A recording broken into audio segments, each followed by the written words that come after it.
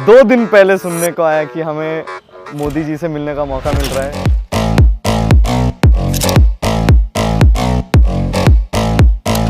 Too fast, too much has happened. ये तो मुझे भी यकीन नहीं हो रहा है, सच्ची बताओ तो कि मैं यहाँ हूँ। वो एक्साइटमेंट अंदर रखना है ना, वो बहुत मुश्किल था मेरे लिए। तो पहले तो हमको देख के ऐसा लगा कि हमारे जो ड्रीम्स थे वो रियलिटी में बदल गए। आई थिंक ये वंस इन अ लाइफ वाला एक चीज़ हो गया जो मैं आई थिंक कभी नहीं भूल पाऊंगी। He is a global leader. Getting to meet him is insane.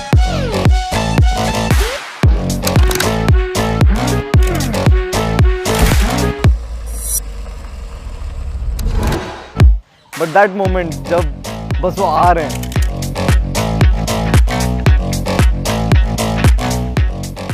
That was like heart beat stop हो जाने वाला मोमेंट था वो। स्वागत है आप सबका।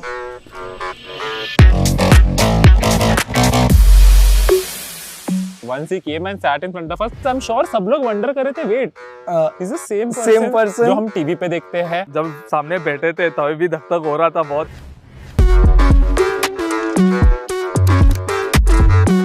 आप लोग एक दूसरे को कभी मिलते हैं या पहली बार मिले? नहीं, मिलते हैं हम लोग। मिलते रहते हैं। मतलब आप लोगों का पुराना कारोबार है। तो जब आपको ये सूचना मिली होगी तो क्या लगा आप लोगों को? इस मोमेंट तक यकीन नहीं हो रहा था कि ये कुछ होने जा रहा है ऐसा। भी नहीं, पहले मिलेंगे फिर ही हम लोग सेलिब्रेट करेंगे, क्योंकि मालूम नहीं कैसे कब। हाँ, ऐसे आजकल तो फेक की दुनिया है ना। सर अभी भी नहीं लग रहा है कि आप सामने हैं।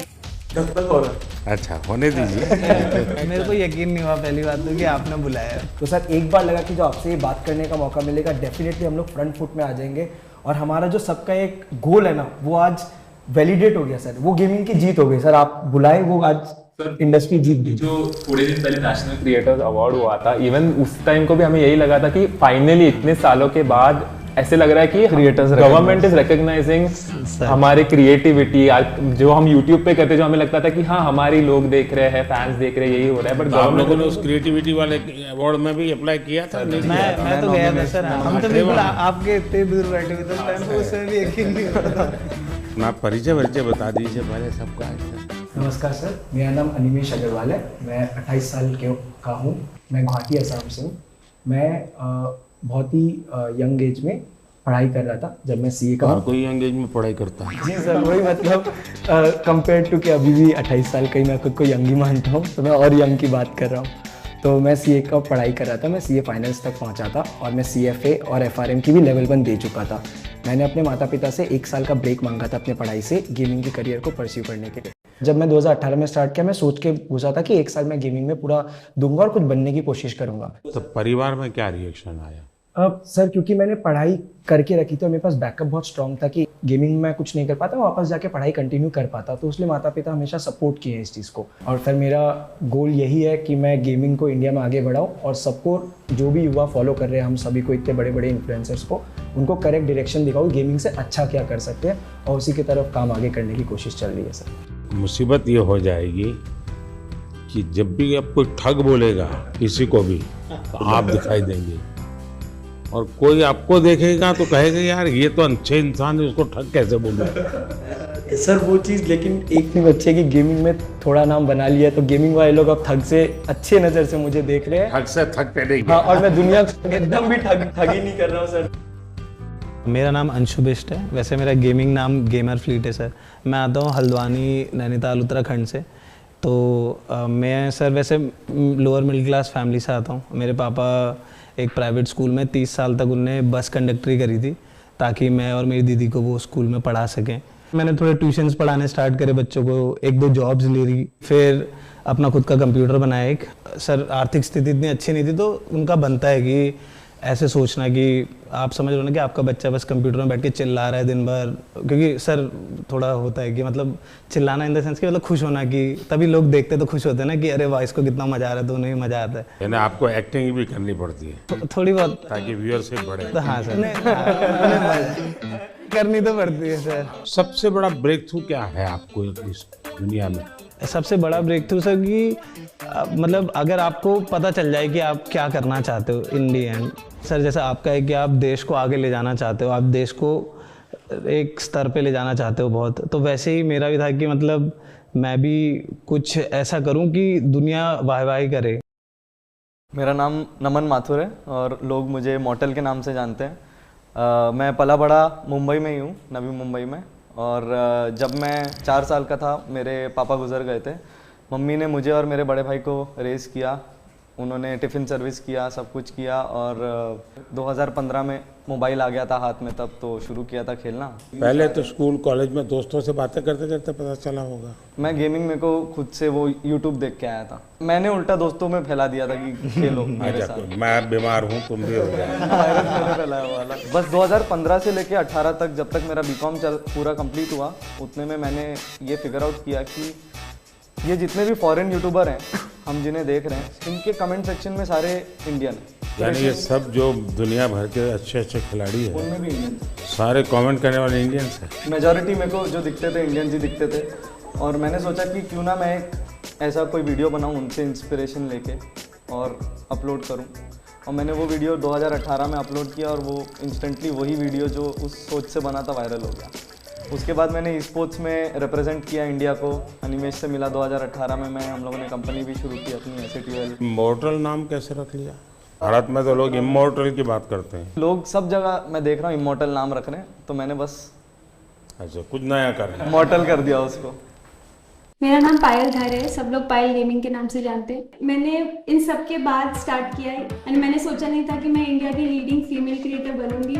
मैं बहुत ही छोटे गांव से हूँ, मैं MP में एक छिंदवाड़ा करके जगह है, इंदौर के पास में ही है, तो मैं वहाँ की रहने वाली हूँ। मुझे गेमिंग में इंटरेस्ट था बट घर पे फैसिलिटीज़ नहीं थी। 12th तक भी हमारे पास घर पे फ़ोन नहीं था खुद का, तो गेमिंग में थोड़ा थोड़ा इधर उधर देखते रहते थे, या दोस्त के जो भाई वगैरह है वो कैफेज जाते थे गेम के लिए, तो वहाँ से थोड़ा बहुत नॉलेज आया कि गेमिंग भी कुछ होता है। तभी के टाइम पे यूट्यूब पे गेमिंग पॉपुलर होने लगी थी इंडिया में भी, तो मैंने सोचा कि क्यों ना मैं भी इसको एक ट्राई दूँ और लड़कियों को भी एक ऐसा ऑप्शन मिले कि इसमें भी आप करियर बना सकते हो। लड़कियों का इसमें आना कितना संभावनाएं बढ़ती है। फिर सबसे बड़ी चीज़ यही है कि पेरेंट्स बहुत घबराते हैं कि बाहर जाके काम ना करें, एंड कई फैमिली में थोड़े रिस्ट्रिक्शंस भी होते हैं कि बच्चियों को मौका नहीं दिया जाता, तो उनके लिए ये बहुत ही अच्छा स्टेबल करियर ऑप्शन है। एंड जब मैंने शुरू किया था तो मेरे पास भी 100-200 ऐसे लड़कियों के मैसेज आते हैं कि हमने आपको देख के स्टार्ट किया, तो सर थोड़ा घबरा रही हूँ मैं। थोड़ी छांट लीजिए फिर बात करते हैं। मेरा नाम मिथिलेश पाटनकर है, मेरा गेमर नेम मिथपैट है। मैंने जो ट्राई किया है कि हमेशा से यूनिक कंटेंट देना है, एंड आई थिंक उसी की वजह से लोग मुझे पसंद करते हैं। तो गेमिंग, एंटरटेनमेंट, मिमिक्री, ये सब मिलके मैं बनाता हूँ मेरे वीडियो। पूरा सलाड बना देते। मैं चाहता था कि इंडिया से एक ऐसा कंटेंट मैं बनाऊं जो बाहर के लोग भी देखें, लोग अप्रिशिएट करें। आज से 2 साल पहले एक स्ट्रीमी अवार्ड्स होता है, बोलते हैं कि this is one of the best award. So international category में I was the only Indian to get nominated, and Los Angeles में अवार्ड होता है, so I got that award. And I think that is also one of एक बहुत proud opportunity थी मेरे लिए ये। नमस्कार सर, मेरा नाम तीर्थ मेहता है, मैं भुज कच्छ गुजरात से हूँ और मैं 2014 से हार्टस्टोन नाम की एक गेम है उसमें compete कर रहा हूँ। तो भुज में ये बीमारी कहाँ से आई? सर ये तो ऐसा है ना कि हर कोने कोने में फैली हुई है अभी तो। लोग आपको कच्छ में जानते हैं कि ऐसे कुछ कर रहे हैं आप? हाँ, अभी तो मतलब बहुत सारे लोग लेकर के जाना पड़ता है। नहीं अभी तो क्या आप मुझे देखिए, मेरे पास तो ये है। हाँ, मतलब इनिशियली तो किसी को पता नहीं था, बट जब से ये मेडल हासिल हुआ है तब से काफ़ी मतलब कहे तो सब पहचानने लगे हैं। हेलो सर, मेरा नाम है गणेश और लोग मेरे को SK रोसिया से जानते हैं और मैं बेंगलुरु से हूँ और मैं एक प्रोफेशनल ई-स्पोर्ट्स एथलीट हूँ। जो मैं जब से कॉलेज में मैं गया, दोस्त लोग ने मेरे को गेम को इंट्रोड्यूस किया और जब मैं खेला, अचानक से उधर जो भी लोग खेलते हैं उन सबसे अच्छा खेलने लगा। तो मेरे दिमाग में आया कि ये चीज़ मेरे को असली में मज़ा आता है करने में और इस पे मेरे को कुछ बड़ा करना है। मैं जब 17 ईयर ओल्ड था, मैं इंडिया को रिप्रेजेंट किया 2017 इंडोनेशिया में। तो जब मेरा सक्सेस मिला और मैंने I could take the responsibility, मेरा माँ बाप का जो ड्रीम था घर बनाने का वो मैं कराया और दोनों को जॉब से रिटायर कराया और अभी सब रिलेटिव्स बोलती बस। आई वाज लाइक धक धक हो रहा था पूरा कि क्या बात करूँ उनके सामने। बट आज जब मिला आई जस्ट लाइक जो भी मन में है, जो भी मेरा स्टोरी है, जो मेरे को जानता है, वो सब बोल दिया मैं उनके सामने। एक साथ आप लोग कितने घंटे खेलते हैं continue? I think e sports athlete जो होते हैं वो दिन के 6 से 7 घंटे प्रैक्टिस के देंगे, क्योंकि वो उनकी पूरी रूटीन होती है। वो दिन में उठने का समय, गेम का समय, डाइट, सब कुछ होता है। कंटेंट क्रिएटर्स का सर अगर मैं बताऊँ तो आई थिंक सब लोग ऐसे होते हैं कि दिन में 12 घंटे सिर्फ सोच ही रहे हैं, और फिर हो सकता है वीडियो बनाने में वो 2 घंटे ही बन गए, या फिर वो 10 दिन तक नहीं बने। हमारे देश में क्रिएटिव की दृष्टि से गेम की दुनिया में कंट्रीब्यूशन कितना होगा? पिछले 2 साल में जो कंटेंट बन रहा है इंडिया में यूट्यूब पे, वो बहुत नेक्स्ट लेवल बन रहा है। लाइक सब ऑफकोर्स लोगों के पास फोन्स आ गए हैं, सबके पास अभी इंटरनेट एक्सेस आ गया, तो हम लोग ऐसा नया नया कंटेंट देख रहे हैं इंडिया में जो आई थिंक वर्ल्ड में किसी ने बनाया नहीं है। मैं शॉक हो जाता हूँ कि इंडिया में इतना सस्ता है, इतना मतलब अच्छा है। इवन फॉर एग्जाम्पल अगर गेमिंग बाजू में रखे तो एग्जाम्पल यूपीआई भी इट्स ऑल्सो सिस्टम जो बाहर इतना अच्छा नहीं, मतलब कोई सिस्टम नहीं है जो इंडिया में। It's a blessing. गेमिंग की दुनिया में आज करोड़ों बच्चे हैं, उनको ये मालूम है कि हमारे यहाँ इंटरनेट इतना सस्ता है, उसी के कारण उनके लिए अपॉर्चुनिटी बनी है। पता है? बिल्कुल सर, मैं तो खुद ही मानता हूँ सर कि पूछोगे ना वो सबसे पहले बोलेगा फ्री इंटरनेट। यहाँ पे जो भी बैठा है हम सब, हमारी शुरुआत ही ऐसी हुई है सर। जिस तरह से free internet, cheapest internet I think India के टॉप 5 चीपेस्ट कंट्रीज में आते हैं। तो सर आज के दिन भारत में 15,000 गेम डेवलपर्स कहे जाते हैं, एंड 1400-1500 से ज़्यादा गेम स्टूडियोज भी है। सर वैसे तो भारत में अगर आप देखो जो गेमिंग है 5 से 6 साल पहले ही बूम होनी शुरू हुई। 2019 में आई थिंक मैं बोलता हूँ कि गेमिंग काफ़ी स्पीड पकड़ी, रफ्तार पकड़ा, और 2000 सब कुछ मेरे आने के बाद जी जी। एक ऐसी घटना बताइए किसी के साथ आपको गेमिंग के दरमियान कुछ हो रहा, आपने कहा और एक स्पार्क कर गया, ऐसा कुछ याद आता है? मेरे तो लाइव चैट में आया था, एक लड़का बोला था कि मेरा ब्रेकअप हो गया, तो मैंने बोला था कोई बात नहीं, तेरा भाई तेरे साथ है। देखिए मान लीजिए कि मैं एक बिल्कुल स्टूडेंट हूँ और मुझे कुछ मालूम नहीं है ये गेमिंग की दुनिया क्या है। परसेप्शन का ही मुझे पता है जो ये बच्चे टाइम खराब करते हैं, पता नहीं दिन भर उसी में बैठा रहता है। मुझे याद है मैं परीक्षा पे चर्चा कर रहा था, तो मैंने ऐसे कहा कि ये कुछ बच्चे ने मुझे उलट पुलट पूछा, मैंने कहा तो ये पबजी वाला लगता है, ये पबजी वाला है क्या? वो तो मोमेंट था सर, जब आपने ये पबजी वाला है बोला था, तो मैं उस समय पबजी में ही रिप्रेजेंट कर रहा था इंडिया को, और मेरे रिलेटिव्स तब मेरे को ऐसे मम्मी को कॉल करके बोल रहे थे कि ये नमन को बोला था क्या?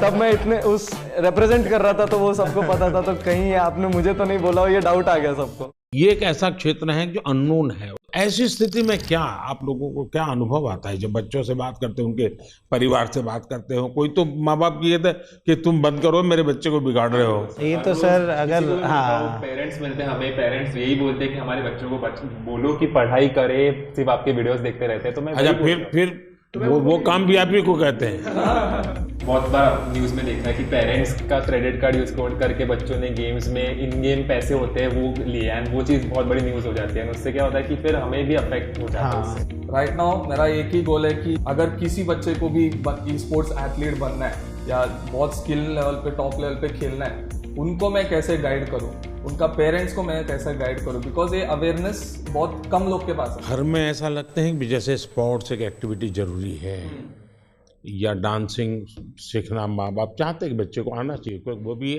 एक व्यक्तित्व के विकास का एक हिस्सा है, लेकिन ऐसी चीज़ों को प्रतिष्ठा मिलने में सदियों की एक पुरुषार्थ रहा है।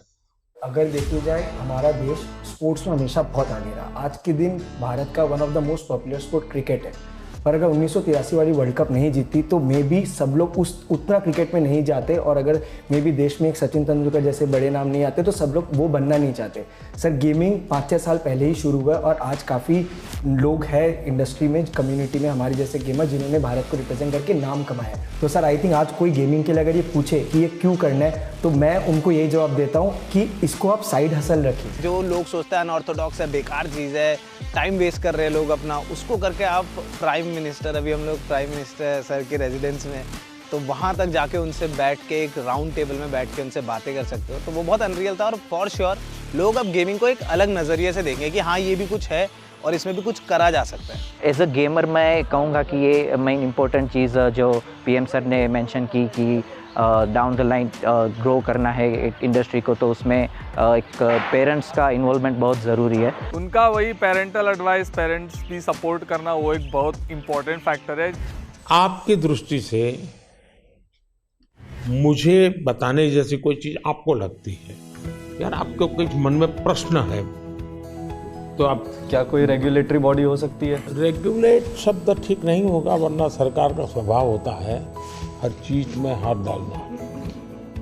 सरकार का मूल नेचर ये है। अब दो चीजें होती है कि या तो आप उनको दबाने की कोशिश करो, या तो कानूनी सारे बंधन लगा करके उनको अलग करो। दूसरा है कि आप चीज को समझो, समझ करके हमारे देश की रिक्वायरमेंट के अनुसार उसको मॉडिफाई करो, उसको कुछ कानून नियम व्यवस्था के अंदर ढांचा में लाओ, उसकी एक प्रतिष्ठा बढ़ाओ। अगर प्रतिष्ठा बढ़ जाती है तो फिर बुरा करने वालों को बहुत देर लगती है। मेरी तो कोशिश है कि देश की स्थिति इतनी आगे ले जाएं हम कि 2047 तक खास करके मध्यम वर्गीय परिवारों की जिंदगी से सरकार बिल्कुल बाहर निकल जाए। वरना ये कागज लाओ, वो कागज लाओ, ये दो, यहाँ क्यों गया, वहाँ क्यों गया, उसी में ही जिंदगी फंसी हुई है। सरकार की जरूरत गरीब को होती है, उसको मुसीबत के समय सरकार मिलनी चाहिए। सर आई थिंक एक चीज़ जो डेफिनेटली करा जा सकता है ईज़ ऑफ बिजनेस के लिए, सर ई स्पोर्ट्स को आइडेंटिफाई किया जाए।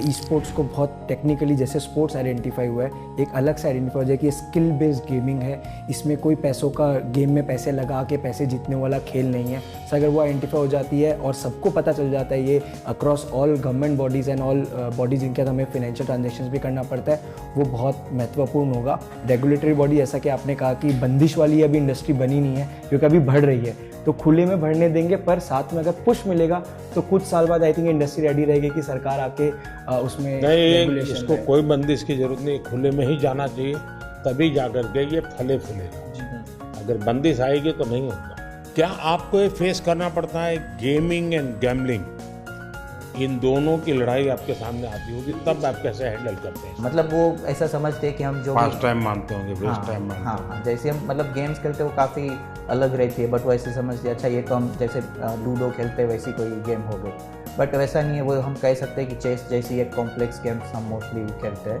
जिसमें बहुत सी मेंटल स्किल्स भी चाहिए रहती है, फिजिकल स्किल्स भी चाहिए रहती है।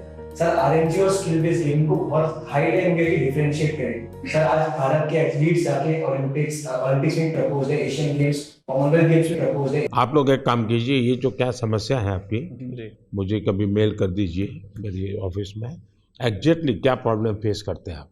इधर लाइक पेरेंट्स को जब उनके बच्चे लोग बोलते हैं कि गेमर बनना है, पेरेंट्स लोग को समझ में नहीं आता कि एक्चुअल गेमर क्या होता है, क्या करता है ये गेमिंग, मतलब गेमिंग गैम्बलिंग भी समझ जाते हैं। तो उसके रिगार्डिंग मोदी जी बहुत अच्छा एक्सप्लेनेशन किया कि गेमिंग अलग होता है, गैम्बलिंग भी अलग होता है, और हमने भी बहुत सारी चीज़ें एक्सप्लेन किया।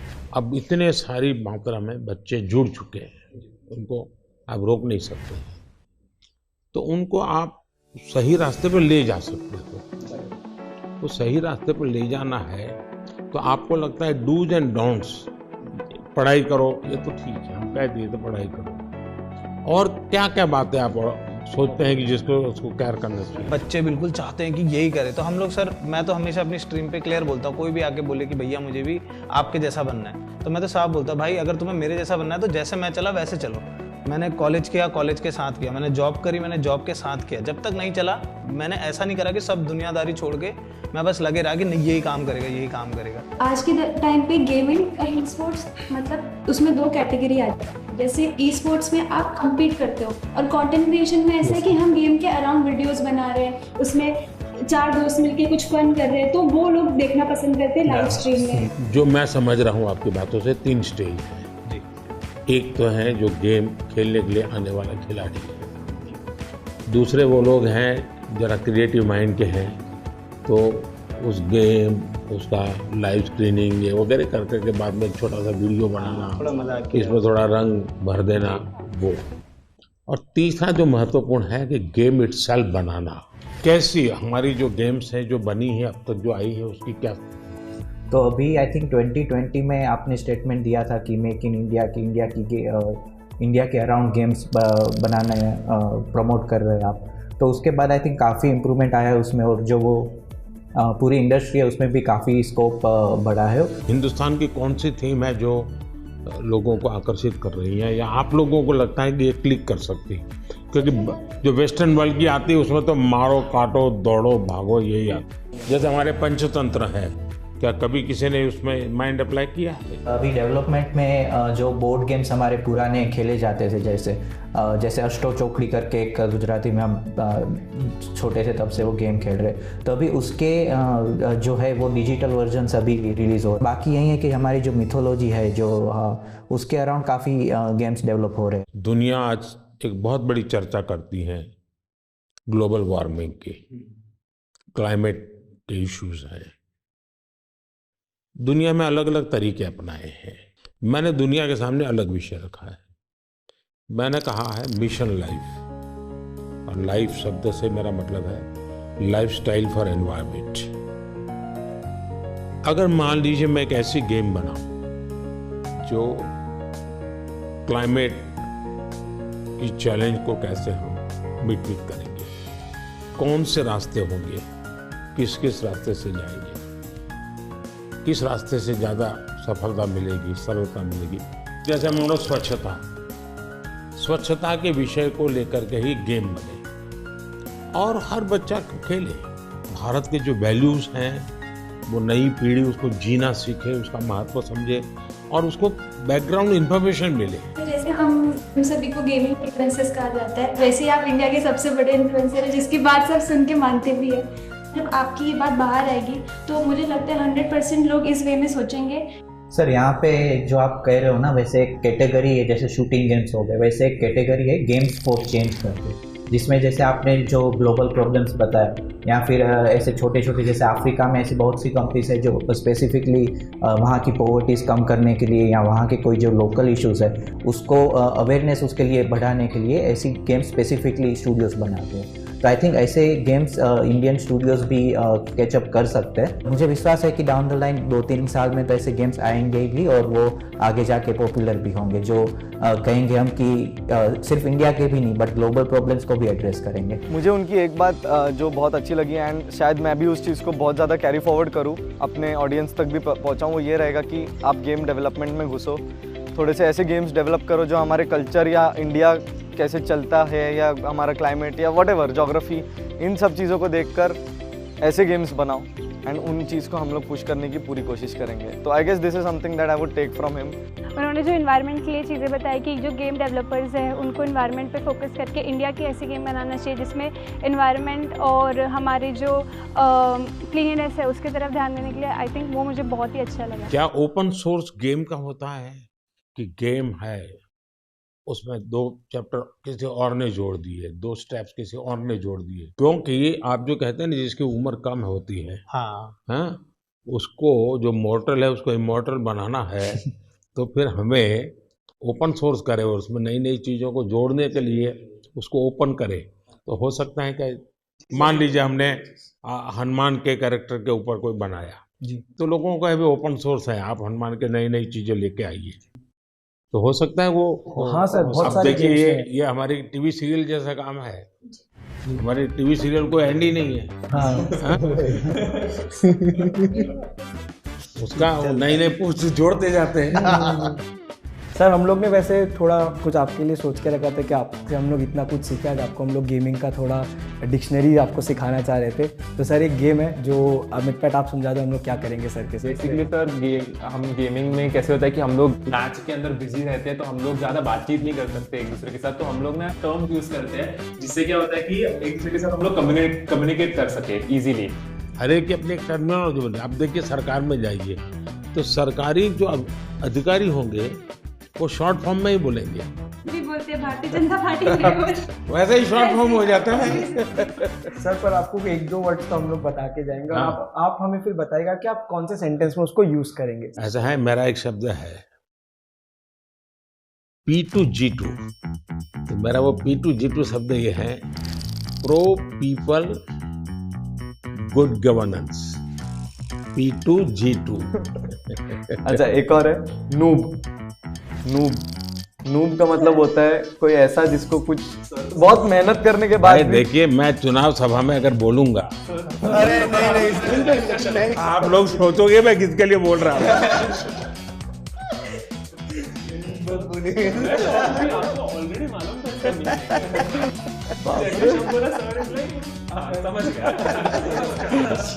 अगर मैं बोल दूंगा बोल दो तो लोग कि उसके लिए बोला है। ग्राइंड करके एक वर्ड होता है, तो ये तो खैर आप गेम में भी इस्तेमाल कर सकते हो, आप कहीं भी इस्तेमाल कर सकते हो। ग्राइंड मतलब सर मेहनत करना हो गया बेसिकली। जैसे अगर मैं माइनक्राफ्ट खेलता हूँ तो मुझे उसमें एक एक चीज़ सीखने के लिए ग्राइंड करना पड़ता। तपना सर, तपना, हिंदी में आसान भाषा में तपना। और दूसरा है सर GT है, गोट टू है। मतलब हम जनरली कोई भी गेमिंग सेशन एंड करते हैं तो दोस्तों को कहते हैं कि अभी मैं क्लोज कर रहा हूँ, जाना है, तो हम टाइप करते हैं GT, गॉट टू। चलो AFK मतलब अवे फ्रॉम कीबोर्ड, यानी कि आप गेम खेल रहे हो, 4 लोग एक टीम में एक साथ खेल रहे हैं, अचानक से मम्मी ने बुला दिया कि खाना रेडी हो गया, तो वो फोन इधर ऐसे छोड़ के जाएंगे तो वो मतलब गेम में हार जाएंगे। तो टीम मेंबर्स आके हमें, अगर हम चाहते कि टीम मेंबर्स को समझे कि सुनो मैं जा रहा हूँ लेकिन मेरी जगह तुम लोग लो, तो हम लोग AFK लिखते हैं, अवे फ्रॉम कीबोर्ड, मतलब मैं नहीं हूँ पर तुम लोग संभाल लो। यानी एक दूसरे को कह कर के जाते हैं, इतनी डिसिप्लिन फॉलो करते हैं। और सर सबसे बड़ी चीज, आपको कूलेस्ट PM कहा जाता है हमारी साइड में। अगर आप देखिए लाइव चैट में भी कहते हैं कि सबसे कूल अगर कोई है तो वो हमारे PM है। एंड आप जैसे मतलब हमारी और आपकी उम्र में काफी डिफरेंस है, लेकिन फिर भी एक नहीं, आपने किसने बताई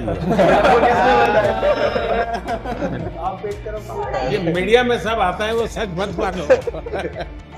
हाँ मतलब सर आपकी जेंजी है हमारे। हाँ, मैं कलर करके बाल वाइट रखता हूँ ताकि घर लोगों को लगे कि मैं बैठा हूँ। आपने एक, मुझे याद है, मुझे बहुत बार कहती है YouTube फैन फेस्ट में आपने जब सर सिंपल चीज वही लाइक शेयर सब्सक्राइब, सब लोग पागल हो गए। आप लोग को कूलेस्ट PM को गेमर टैग देना चाहिए। हम लोग सब गेमर्स के नाम है, सर का कोई नाम नहीं है। नाम इंडिया ने मुझे बहुत पहले से नाम दे के रखा है, डबो। तो वो हमें क्या कहते हैं, नमो OP। Sir OP is overpowered, और आपको सबसे ज्यादा ही ओवरपावर्ड, सबसे ज्यादा पावर। सर अभी कुछ आपके साथ गेम्स चलिए। थे।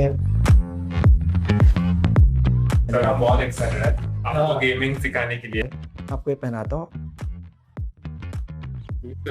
हाँ, लूज, फुल लूज। सिर्फ हाथ मूव करना है, हाँ आगे पीछे मत।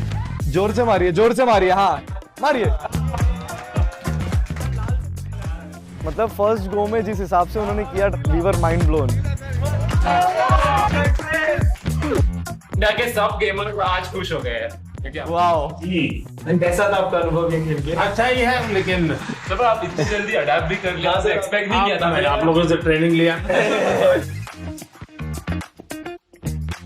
ये देखिए, राइट नीचे आना है ना। किसी को नहीं मिल सकता, उतना मुश्किल है मिलना। जो मौका हमको मिला तो this will be the best moment of my life where we played games. आप अंदर चले जाइए यहाँ से। देखिए अब यहाँ पे आ गए आप, स्पीड भी बढ़ चुकी है अब। मैं बहुत खुश हूँ क्योंकि ये एक इंडियन गेम है, फर्स्ट टाइम मतलब सर खेल रहे हैं। माधुर जी,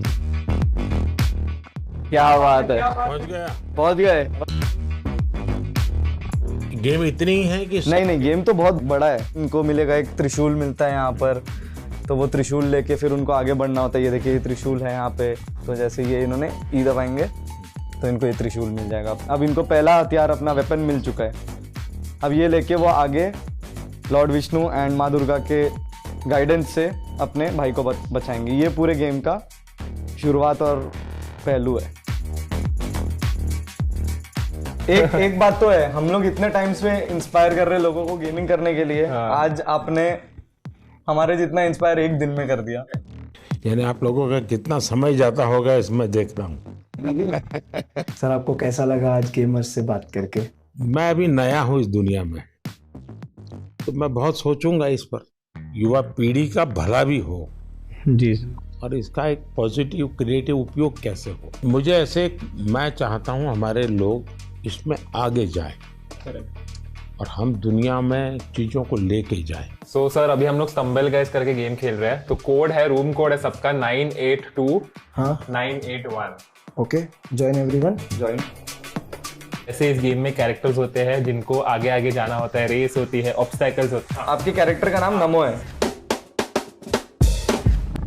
या ये जॉयस्टिक है, हाँ ये सर आपका कैरेक्टर है और ये जंप बटन है।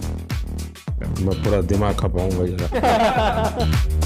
अगर आप इसको ऐसे फिंगर रख के मुंह ऊपर की तरफ करोगे तो आगे की तरफ मैं आगे जाता हूँ। सर हुए सर आप तो इसको आप यहाँ पे सर हाथ रखिए और इसको टच स्क्रीन के जैसे ऊपर की तरफ कीजिए। चलिए सर, चलिए। नीचे इधर जंप करना है, जैसे ही नीचे जाएगा राइट वाला बटन दबाना है आपको। चलो कोई बात नहीं, बहुत बढ़िया, बट बहुत मजा आया, बहुत मजा आया बहुत मजा आया। गाइस, सर से सक्सेसफुली हमने मोबाइल गेम खिलवा स्पीक इन इंडिया। भगवान करे मुझे इसकी आदत ना लगे। सबके साथ ये तो बनता है। हम लोग कुछ चीजें लाए थे आपसे साइन कराने के लिए जो हमारे गेमिंग से जुड़े। आप 2 मिनट विराजमान हो जाते तो टेबल पे। For sure, NaMo OP.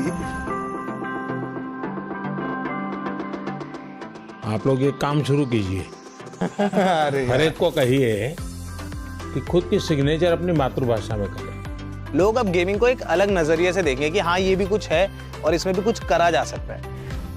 ये पहना दीजिएगा। अच्छा, इसको पहनोगे? शाबाश। Thank you sir, thank you.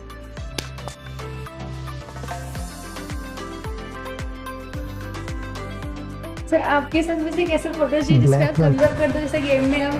हाँ चलिए। I think Indian gaming peaked today. Who is the biggest influencer in India? It's our Prime Minister. हमने उनसे मिले।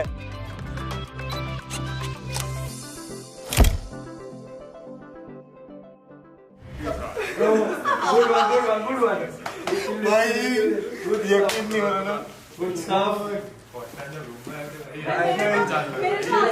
हाँ।